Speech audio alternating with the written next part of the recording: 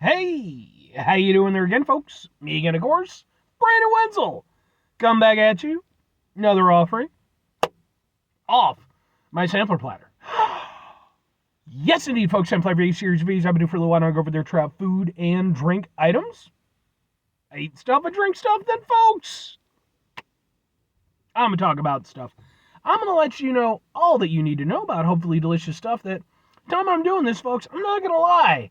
I didn't know that this existed up until like 2 days ago, and I got an ad for it, and I was like, well, that seems like a thing I should review. But we'll get to that. Folks, it's super simple format. I'm going to go over there, I'm going to try out food and or drink items for you. Whilst I'm doing so, I'm yammering on about it for a bit. Whilst I'm doing all that, I am inside my truck, and whilst I'm doing all that, folks, I'm wearing a super cool shirt. And folks, when I wear super cool shirts, I always like to highlight the super cool shirt. What super cool shirt am I wearing for you today? That happens to be my Bloody Wood shirt, which I love this shirt. Yeah, it's so cool. This is from their 9-inch non-tour. And if you're unfamiliar with the band Bloody Wood, they are I believe they refer to themselves as like Indian street folk metal band. Though probably the closest, like, more common terminology that you would assign them is they're kind of along the lines of nu metal. They, go over there and incorporate different elements of like harsh vocals, clean vocals, rapping vocals, and then also going over there and adding in certain types of traditional Indian instrumentation and stuff. I've been a fan of these guys ever since I became aware of them a few years ago. Their 9-inch non-tour was their very first tour to America. I was there. It was fantastic. I love these guys. Like, they're genuinely one of my favorite acts. I've been fortunate enough, I've seen them a couple times now. And I actually do have videos from both of those performances that I attended. They're on the channel, just in case maybe you want to check them out. If nothing else, I'd be more than happy to kind of point you in the right direction as far as their music goes, because I think they're an absolutely incredible band.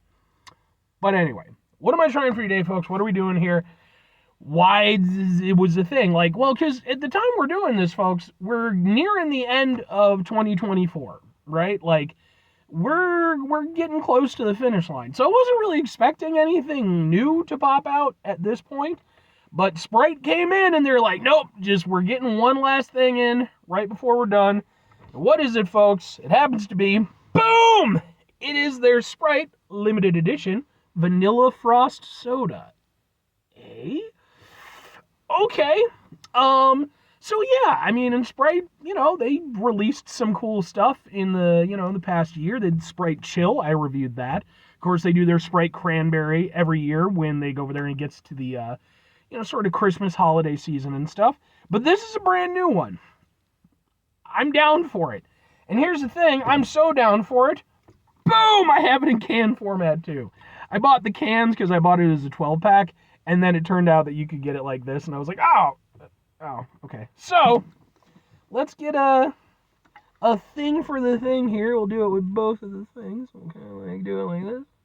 Like, so mad. Ha ha ha ha ha ha! Now let's give it a go. I'm going to drink it from the can, because the can is definitely the preferred method. Plus, like I said, I got 12 of these damn things, so it has an interesting smell. There's definitely a waft of what can only be described as kind of vanilla sort of flavor. Let's give it a go. Ooh. That's an interesting combination of flavors. I mean, I love vanilla in different sodas and stuff. Like, I'm a big fan of vanilla Coke. I'm always down for that. But you don't typically think vanilla and lemon lime.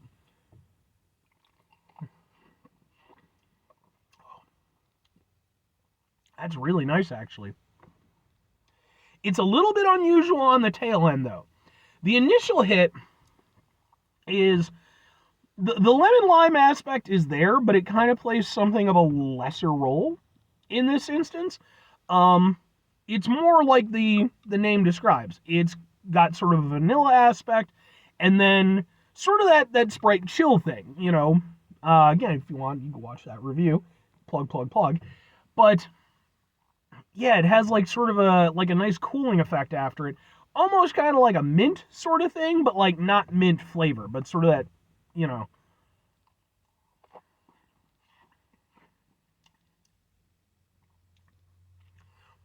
But yeah, that's really nice. But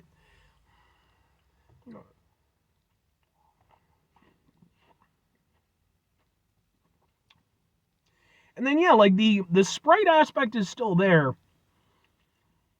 but it's more acting as a platform. Like it's because obviously, Sprite has a very specific flavor. It's, of course, it's tremendously successful soda. Um, that's kind of where your mind is looking for it when, you see the Sprite logo. And it is there for sure. But it's interesting the way that it kind of they did a really good job of blending the flavors together, I feel, with this one. Because the idea of, like, I would have reviewed it anyway, because for fuck's sake, it's this show and I'm me.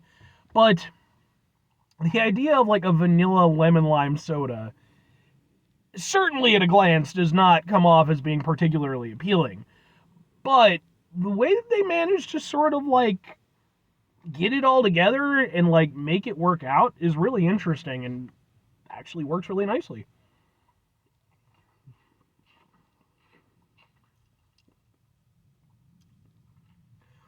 Yeah.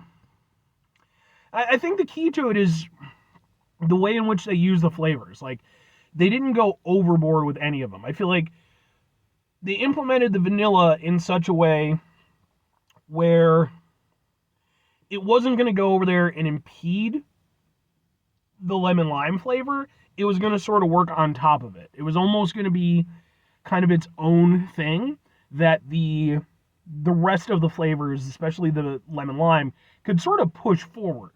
And it would sort of lead the vanguard, and then there would just be this, nice follow-up force of, again, sort of a, kind of a chilling, sort of, cooling kind of sensation, but then also that lemon lime flavor from the Sprite.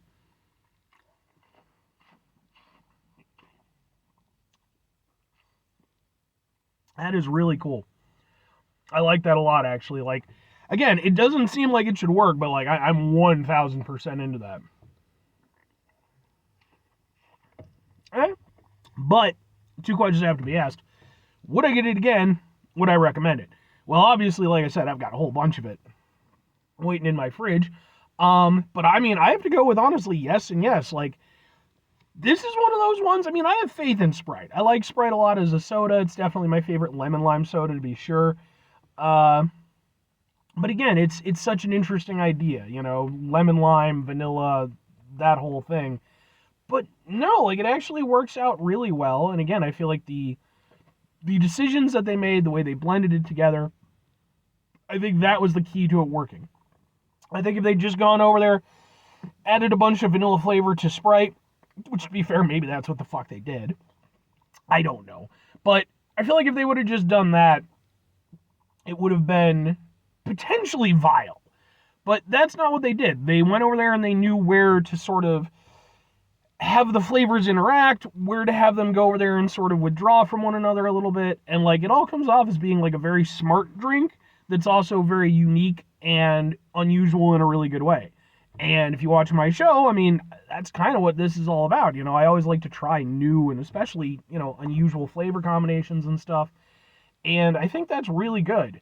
I will say this, if we're talking normal Sprite, we're talking Sprite Chill, and we're talking the Sprite Vanilla Chill, or Vanilla Frost.